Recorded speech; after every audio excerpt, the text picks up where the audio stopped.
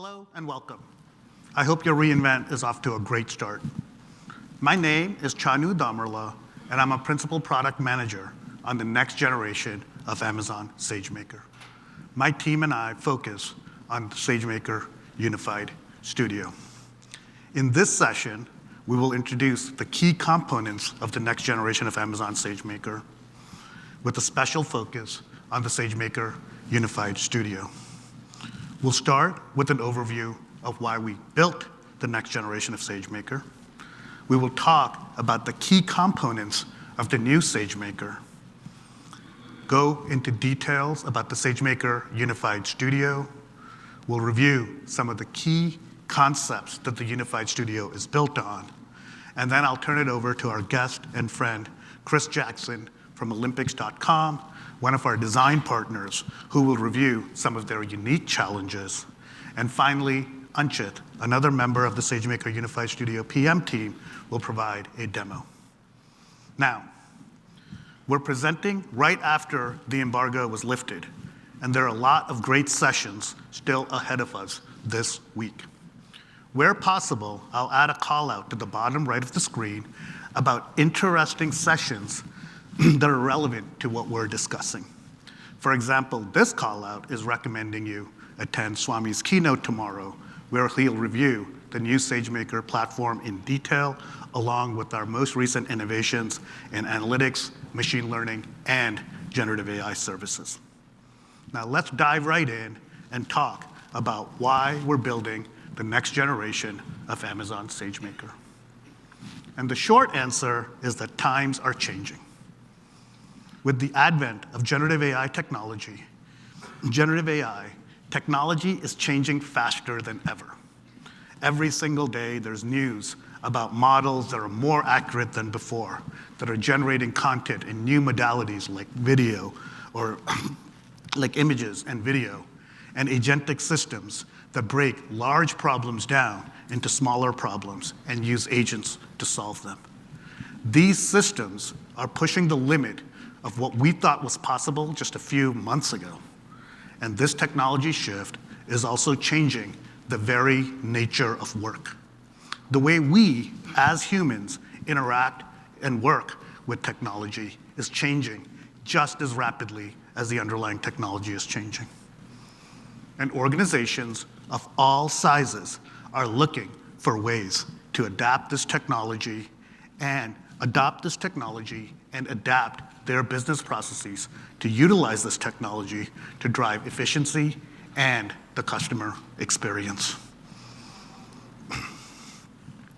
Many organizations understand that their data is their competitive differentiator.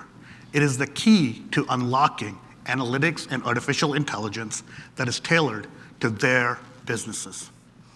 Unfortunately, despite investing in becoming a data-driven organization, many organizations are struggling. In fact, up to 74% of businesses turn to failed data into insights.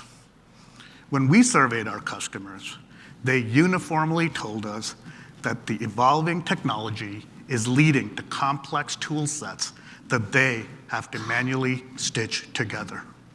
And this impedes progress and increases cost, just as they're trying to become more efficient and agile.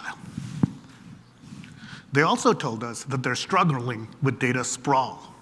They have heterogeneous environments with data on premises and SaaS systems and databases, data warehouses, and data lakes. And unfortunately, this data sprawl creates data silos, which is leading to a fragmented governance experience. They can't readily utilize their competitive differentiator, their data, to drive their business forward by building analytics and artificial intelligence application. They told us that while they appreciate the comprehensive set of purpose-built services and tools that we provide, because it allows them to optimize the cost performance profiles for their workloads, in order to get the most out of these services and tools, they want unified experiences across them with no assembly required. And that is why we're building the next generation of Amazon SageMaker. Earlier today, we announced that we're expanding the existing capabilities of SageMaker, which we'll refer to as SageMaker AI, with 3 new capabilities based on customer feedback. Let's review these 3 capabilities now. First, customers told us that the persona and use case specific tools of the past don't work. When driven by generative AI assistants like Q, personas are increasingly blurring. Data workers want to and are increasingly utilizing multiple tools to build their end-to-end analytics and AI applications. And today, trying to utilize multiple use case specific tools often leads to a fragmented development experience, where parts of the code are in different tools. It requires data workers to constantly switch back and forth between these tools to keep the code and the context in their minds so they can weave the code together across all of these tools. And of course, configuring access across all of these tools to the data sets that are required is an error-prone and cumbersome process that only slows the developer experience down even more. To provide a better builder experience, we built SageMaker Unified Studio, the first part of the next generation of Amazon SageMaker. SageMaker Unified Studio provides a unified data and AI development experience across data processing, SQL analytics, model development, and GenAI app development. Second, customers told us that they struggle to find the right balance between democratizing access to data and artificial intelligence within their organizations while remaining compliant with their regulatory obligations like GDPR or HIPAA. To enable customers to move faster with data, we built the SageMaker Catalog, the second part of the next generation of Amazon SageMaker.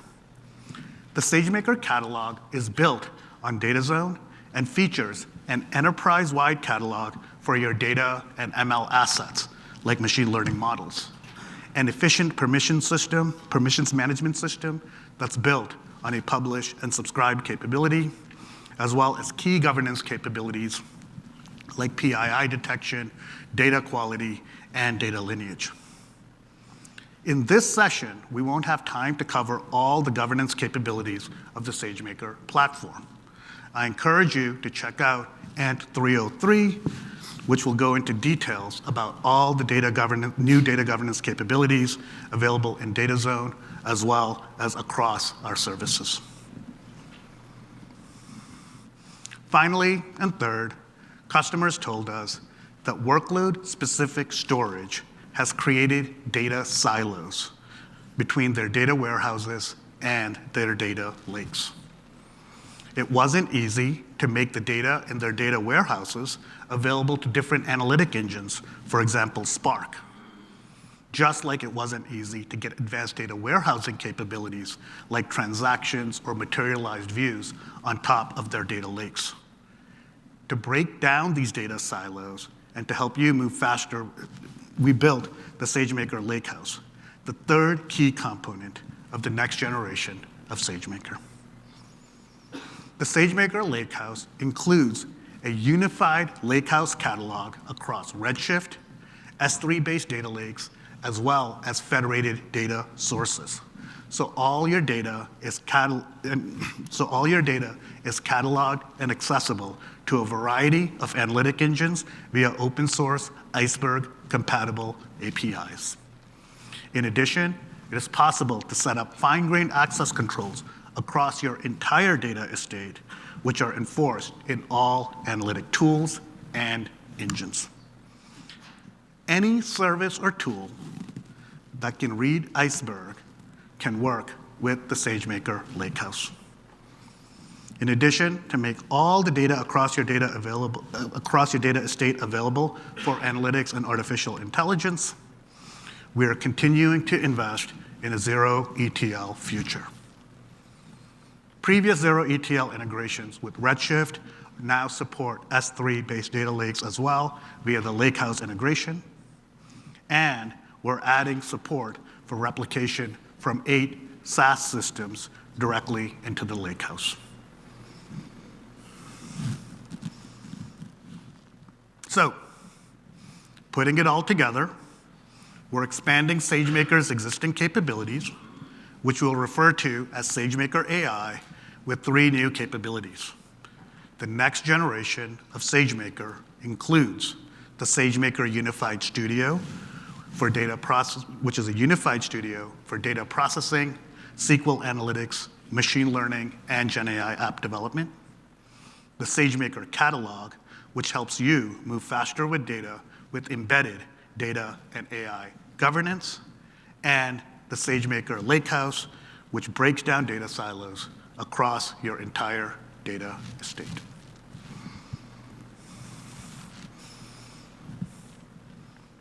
Now, for the remainder of this session, we're going to focus on the Unified Studio. The SageMaker Unified Studio is a unified development environment for all your data, analytics, and AI needs. It features best-in-class tools for jobs including data processing with Spark, SQL analytics, machine learning, and GenAI app development. It has Q integration built directly in to turbocharge data worker productivity. And once it is set up, to get started with the Unified Studio, you go to the studio's URL provided by your administrator. From here, you can access all the projects and tools you need regardless of which region or account they reside in. You don't need to remember workload-specific URLs or the accounts those workloads operate in. You log in via IDC. This is preferred, so we can always tie back actions in the Unified Studio back to an individual user, and in the future, we will add support for advanced capabilities like IAM's trusted identity propagation. However, the Unified Studio also supports direct SAML as well as IAM users. Once you log in, you'll see all the main welcome page. From here, you can explore the catalog, experiment with foundation models in the generative AI playground, access shared GenAI applications, or select an existing or create a new project to start building. The builder experience is centered around projects. A project groups all the code, data, ML assets, and compute resources necessary for an end-to-end analytics or AI application in one place. Projects enable users of varying skill levels to easily collaborate with each other to build applications together. To work with a new user, simply invite them to a project that you're a member of. They will receive an email, and after they accept the invitation, they will get access to the project and all the project resources so they can start immediately. To support different personas and users, the Unified Studio includes all the tools you need to support users of varying skill levels. And the best part is that all of these tools are integrated with Git, so you have a single view of all the code across all of these different tools. In addition, because of the Git integration, you can easily weave the Unified Studio into your existing development processes or continuous integration and continuous deployment processes. All the tools also share access to the project's data, so you don't have to configure access, or you don't have to configure data access to tools on an individual tool-by-tool basis.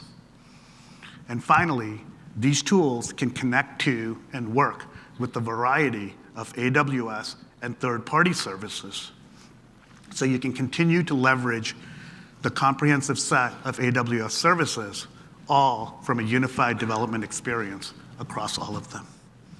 For example, the query editor in the Unified Studio is a general-purpose data exploration and query tool.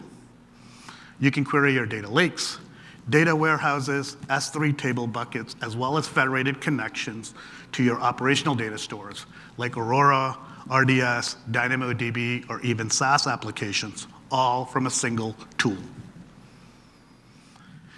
The Integrated Data Explorer lets you see all the data assets that you have access to in one place, and the query editor supports a variety of compute engines, including Redshift as well as Athena, so you don't need to use different query editor based on the engine you're trying to use. To support your data processing or Spark workloads, the Unified Studio supports fully managed Jupyter Lab notebooks, so there's no need for you to manage any infrastructure. And data engineers can use Spark, SQL, Python, or PySpark in these notebooks. And the best part is that you can even mix and match these things within an existing notebook. Simply change the language or the engine on a cell-by-cell basis, and you can use different languages and different computes within one notebook. It is also simple to change the instance and memory size of the local space that these notebooks run on, and advanced debugging capabilities like Spark UI and Variable Explorer, as well as visualization capabilities are built in, so you can get started immediately and start being productive. To support your machine learning use cases and model development use cases, the Unified Studio has many of the existing capabilities of SageMaker AI already built in, and we will close any gaps quickly. For example, from the Unified Studio, you can access all the power and flexibility of SageMaker AI. For example, you can easily customize over 400 foundation models for your specific needs, or you can deploy new or fine-tuned models on over 70 instance types. You can leverage HyperPod for large-scale distributed training and model tuning on powerful and cost-effective and energy-efficient GPUs. And the best part is that machine learning governance and tools are integrated so you can move faster with your data. And to quickly build generative AI applications, the entire Bedrock IDE is integrated directly into the Unified Studio. Using the Bedrock IDE, you can collaboratively build GenAI applications together with stakeholders of all skill levels. You can compare and evaluate over 40 different models in the GenAI playground. You can use a visual drag and drop interface to design your flows. This is a new capability that's launching at this re:Invent. And to reduce hallucinations and customize responses to your customers, your use cases, and your business, you can use your data to create knowledge bases. And of course, to ensure responsible responses, you can use guardrails as well as filters. Now, GenAI app application development is a rapidly evolving field. Be sure to check out ANT206-NEW to learn about the latest innovations inside the Bedrock IDE, which is fully integrated into the Unified Studio. Now, we covered a lot of tools and capabilities that are included in the Unified Studio. And one item that I'm particularly excited about is the Unified Studio's integration with Amazon Q, because it speaks directly to the changing nature of work and points to what the future will look like. Q is integrated into every aspect of the Unified Studio experience. Some key examples include Q can automatically generate business metadata about your data assets, so you don't have to manually enter this information yourself. And based on this, you can ask Q about the data assets that are most relevant to a specific use case.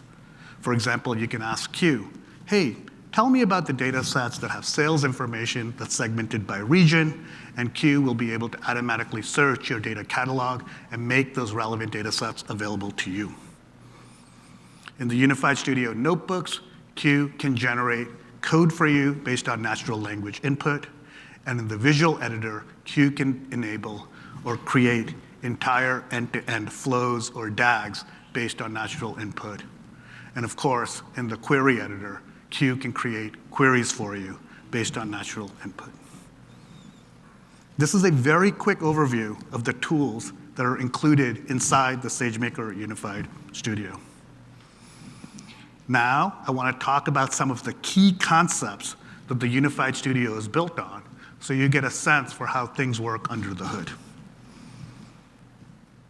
We started by saying that the Unified Studio works across regions, accounts, and use cases. So you need a way to model your organization, the accounts you use, and the workloads you run on those accounts. So we can provide a single interface to all of that. And that primitive for the Unified Studio is a domain. You use domains to model your organization.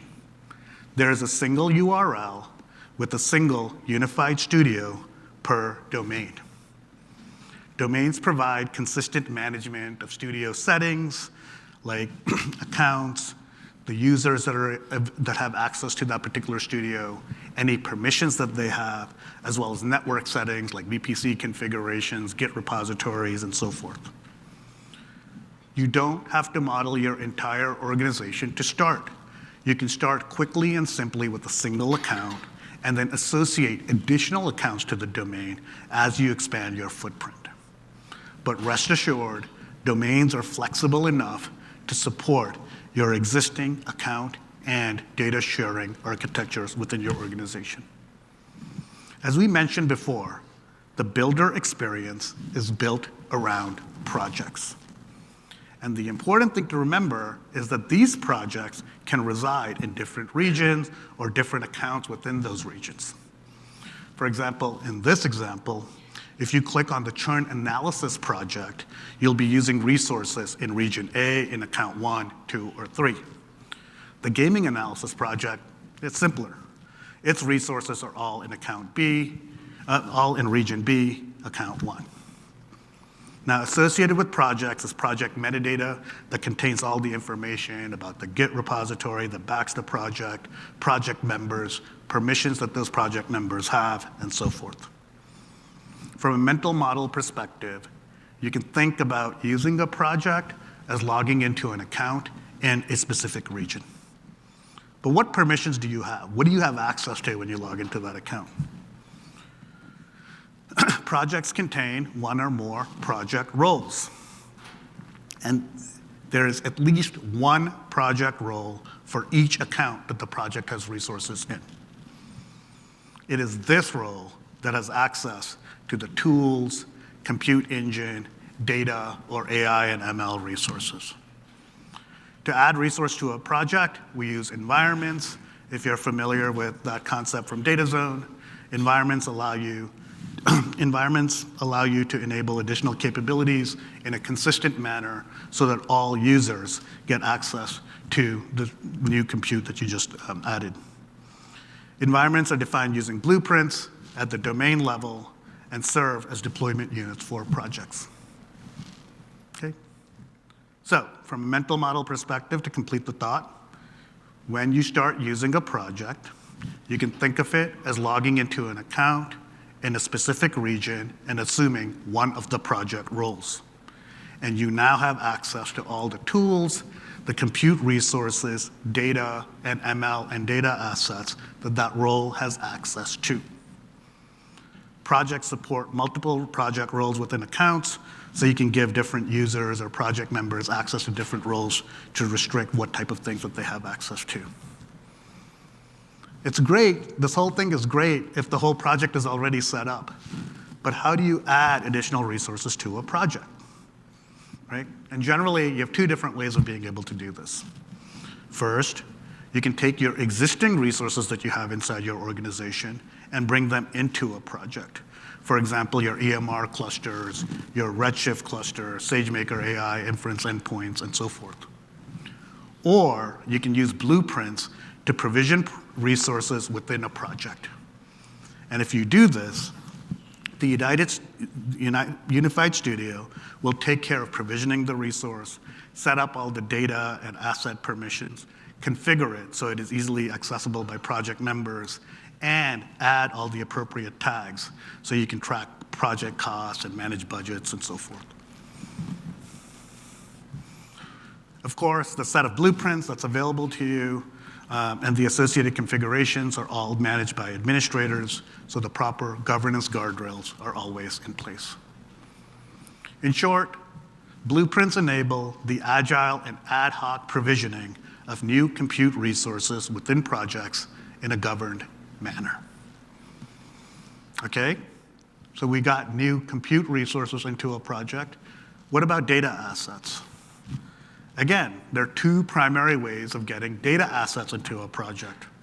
First, you can simply modify the project roles permissions. You can add permissions to the project's roles to give yourself access to whatever you want. This is what you're doing right now. So you can give yourself access to S3 buckets, DynamoDB objects, and so forth. Unfortunately, this can be a little difficult in a cross-region, cross-account world, right? Because you have to remember what account, what region, you have to set up these permissions in, log into the console in that account, in that region, and start managing these permissions by hand. A simpler and better alternative is to just publish the data or ML assets into the SageMaker catalog. And once published, data workers can easily discover these assets and subscribe to them. And the subscription request can be auto-approved if you want to go fast, or it can kick off an entire workflow via an EventBridge integration. And once the subscription request is approved, the SageMaker catalog takes care of managing and orchestrating the permission setup across regions as well as accounts. This is particularly important in more advanced cases where you have multiple project roles within an account and so forth. We've spoken a lot about projects, but how do you actually create projects? To create projects, you can use APIs, or you can use project profiles. Project profiles are templates that create projects of specific types that are useful for specific use cases. When you use a project profile to create a template, it will basically provision and configure all the resources that are necessary that were specified inside the project profile. It'll set up the connections to the compute inside those accounts and create and set up all the IAM permissions and everything for you. The Unified Studio ships with 3 project profiles, so you can see what types of project profiles are available.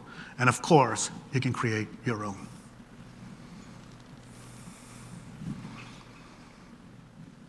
We built the next generation of SageMaker and SageMaker Unified Studio to support the needs of our customers, large and small. And it is gratifying to see early feedback from our private beta customers. They report how easy it is to get data workers of different skill levels quickly and easily building analytics and GenAI applications together. We also designed the next generation of SageMaker to support the unique needs of our most demanding customers.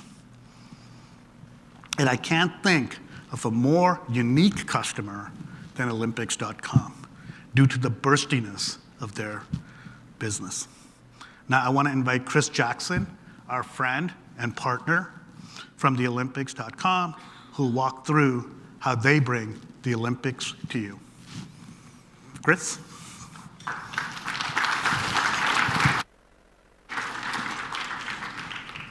Good afternoon, and thanks, Chad. So my name is Chris. I work on Olympics.com, the Olympics socials and Olympics apps, and I lead analytics, AI, and data management. My background is I have a range of strategy tech and sports roles behind me, and by accident, I was the first person to tweet about big data a couple more years ago than I care to remember. So the Olympics. It may be a little bit bigger than you think. Lots of events have one or maybe a few sports, but in Paris we had 32 this summer. And if you're good with 6 venues at reInvent, try 39. The venue I was in was about 3 times the size of this convention center. And to bring all of that to you if you were watching at home, there are a lot of people, many fewer slot machines than in Vegas, and around 1,200 specialist camera systems to bring you everything from athletics to diving to gymnastics. What we do is seriously international. You'd expect 200 plus territories to be represented, but that's in many cases not a cursory representation. More than 90 territories were good enough to win a medal during the Olympics. And we're really proud of our numbers. We've reached over 300 million users on Olympics.com and generated 12 billion engagements on our social platforms. Behind the scenes, this is complex. First off, every Olympics is in a new city, so we partner with the people there to organise the event. Then there are tens of media and sponsor organisations, and every sport and every team also has a different organisation. In the past, our data needs have been focused around approximately 100 data workers who need to have access to data in the core of our organisation. But just as people now can watch the Olympics on many more devices, behind the scenes technology is also enabling a lot more interconnectivity. And what we see across these different types of organisations is more and more people who want to access that data. So our next Olympics in LA in 28, we think that up to 1,000 people may want to have access. From a capacity point of view, and let's talk about this summer, we were already seeing 3 times more end users. Each of those were doing approximately double the frequency, approximately double the actions. That sums up to a write load that's about 150 times what we would normally see during those 2 weeks. And then, of course, on the read side, we've got around about 40 times more people accessing data, and each of them, on average, are accessing around 4 times more than they would normally. So simultaneously, a read capacity required of around 10 times. And as you can see, in the future, that might be an even bigger peak. Here's our architecture in summary. Our approach is essentially to take a lot of different data sources, including all of the information from our website and the major systems you'd expect us to use. But there's over 40 sources in total of data that we take in order to run our digital operations. To scale fast, we use a lot of SageMaker, a lot of serverless, including, of course, SageMaker. And the data's fed through all the usual ingest, processing, and storage steps. It's perhaps the unpredictable nature of our workloads, though, which really drive how we organise. In Tokyo, an Indian athlete threw a javelin a little bit further than expected. My colleagues on the stage were watching that key moment. And as a result, we needed a massive amount of additional capacity because the largest nation in the world was suddenly celebrating their first ever gold medal in track and field. In Paris, AI was already our most demanding user. Humans ask a lot from us, but AI doesn't have the same limits as humans, so it's asking even more. So across those 39 venues, we generated about 3 million play-by-play events. That's everything from a score to a medal to something that a particular member of the team was doing. All of those were fed through a streaming infrastructure and prioritized using the data that we have on Olympics.com from those 300 million users. And we picked around 70,000 key events from there. We then situated it by adding a whole load of context from all of the various data that we've got. So it was around 300,000 additional pieces of context that were added to those events. And then last but by no means least, we don't want to be hallucinating about who's won a medal. So evaluation is super important, and actually we run more evaluations in many cases than there are events that are output to make sure that we know how good this is. So doing all of this adds a huge amount to the scale that we need to create, and we think during LA we will see even more AI, and as a result we will have to work even harder behind the scenes to provision the data infrastructure that we need. So, to sum up our needs in a slide, perhaps I should tell you that this year we started onboarding our data workers in some cases 6 months ahead of the key moment. in order that they understood the tools, they understood the workflows, they were ready to create really useful results during that key moment. So clearly, onboarding them faster can save hundreds of thousands of dollars.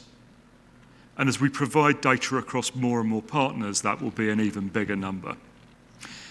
Then at the key moments, think that Indian javelin that went further than expected, or Simone Biles winning. We have millions of extra people coming, and we often need to provision data resources really fast so that people can analyze that, can make the most of it, and it's not possible to predict every single thing that will happen and what the resources are. And this is all across a pretty complex web of organizations. So everything that we share needs to be fully governed. We need to understand where it's coming from, where it's going to, and whether that person is allowed to access it. So for us, a lot of challenges coming up in terms of using the data, in terms of using AI, and we're really excited to continue to meet those challenges in the next years using SageMaker. Thank you very much.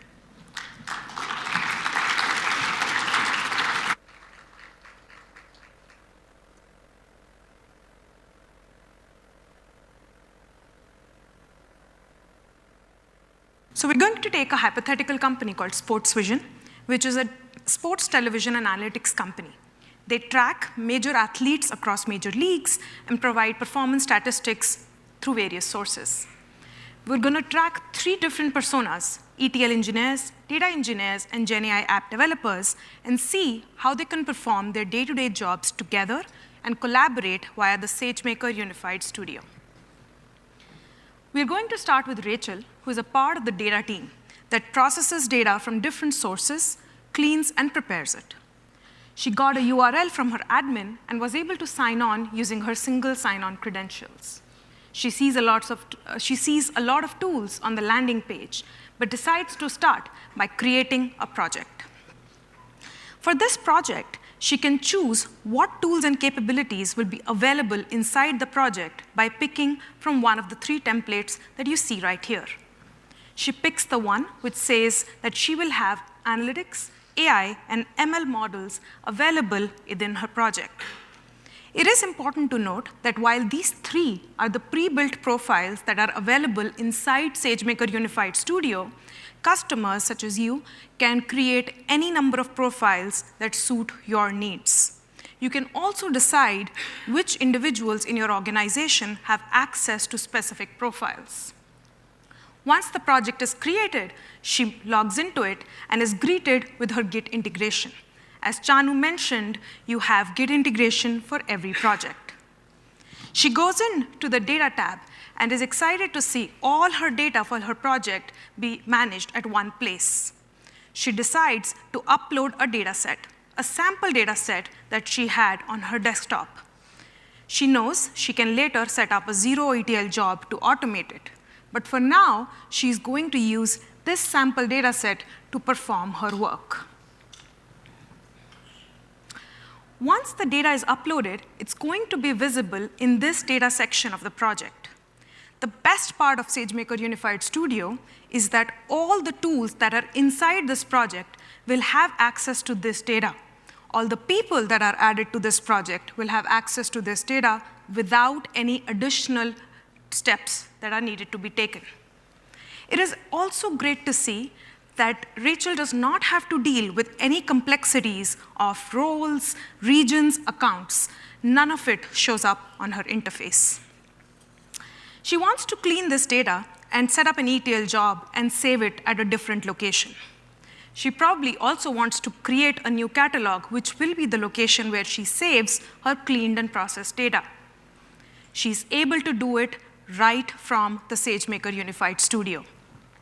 She creates a new catalog.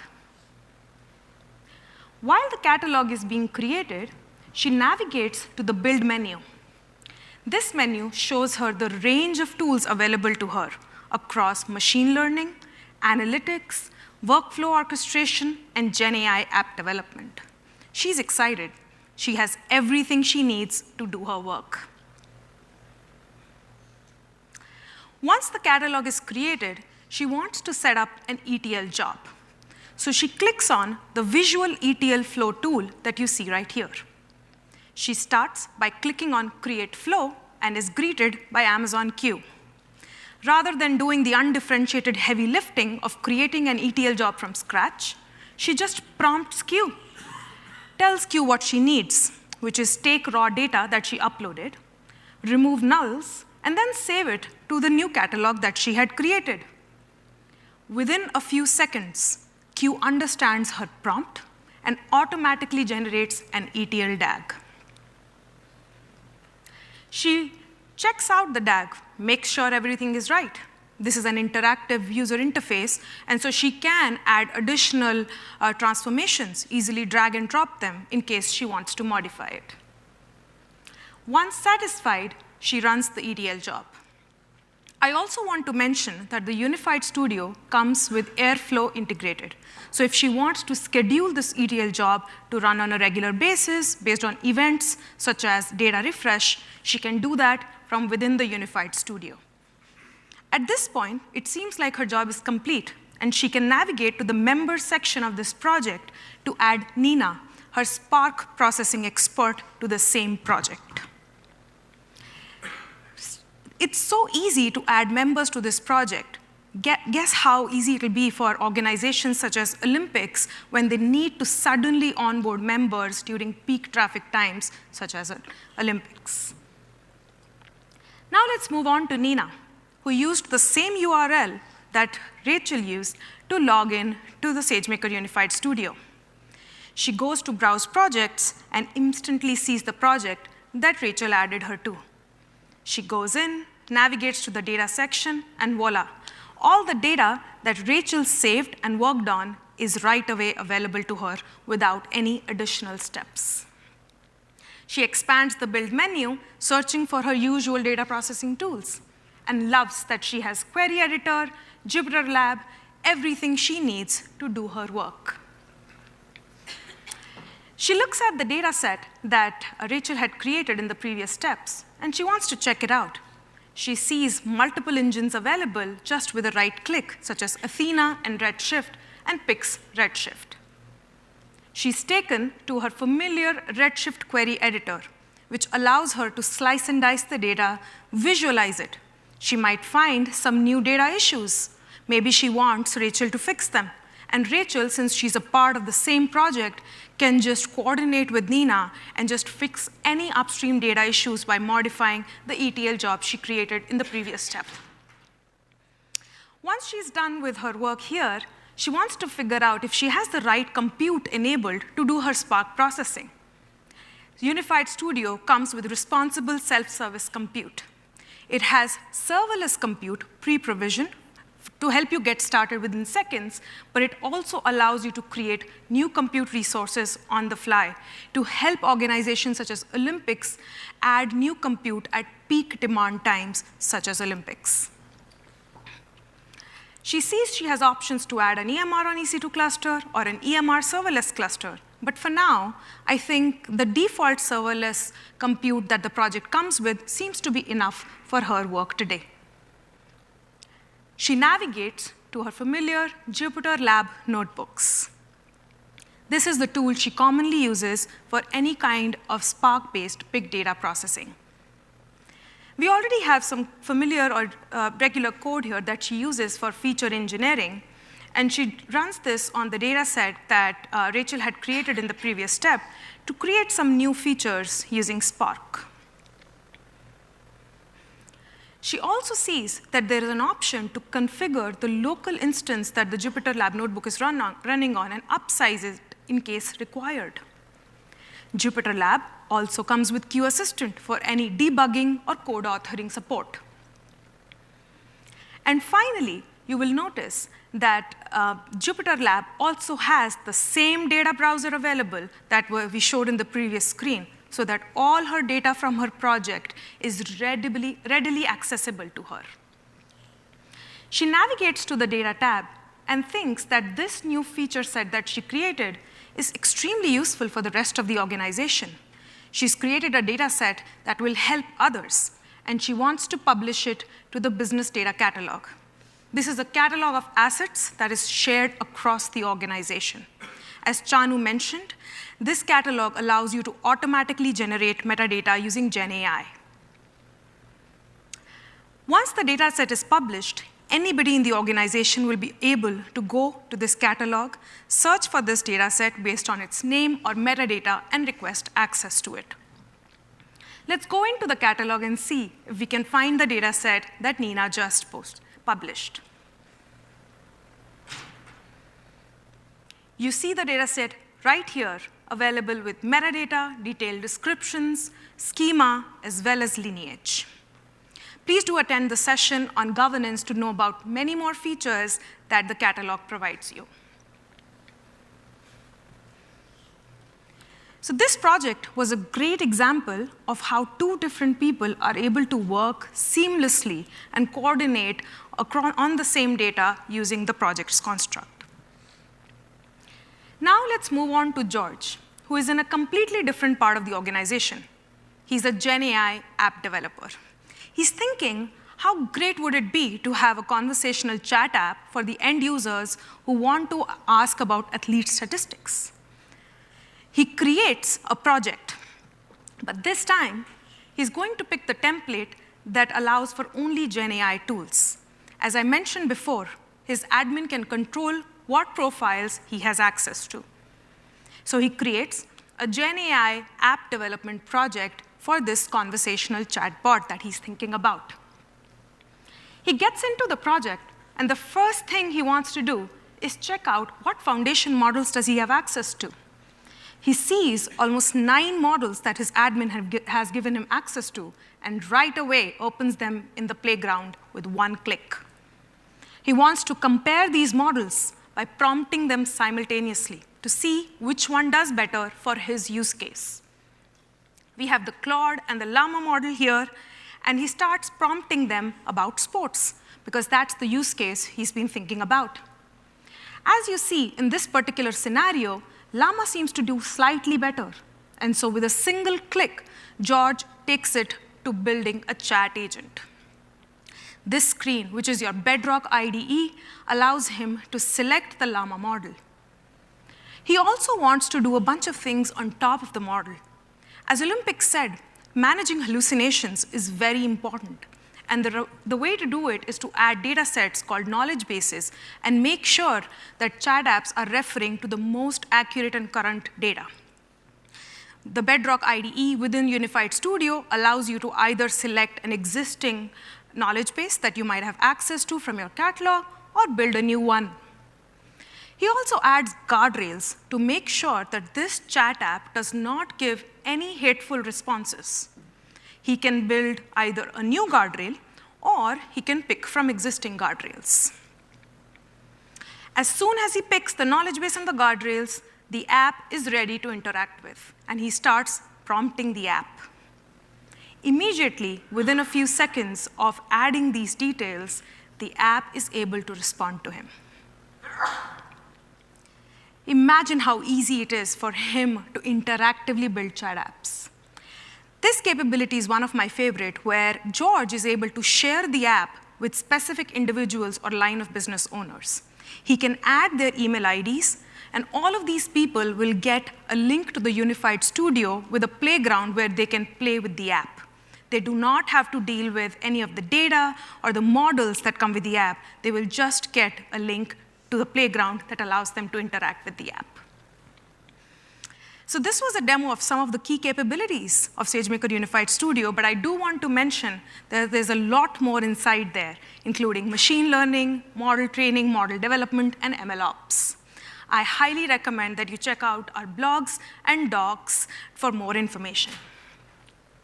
So in conclusion, we are expanding SageMaker's existing capabilities, which we refer to as SageMaker AI, with 3 new capabilities. The first is the SageMaker Unified Studio, which is a unified development interface for all of your analytics, AI, and ML development. The second is the SageMaker Catalog, which helps you move faster with data and embedded governance. The third is SageMaker Lakehouse, which helps you break down data silos across your data estate. Thank you. We will stay back for questions.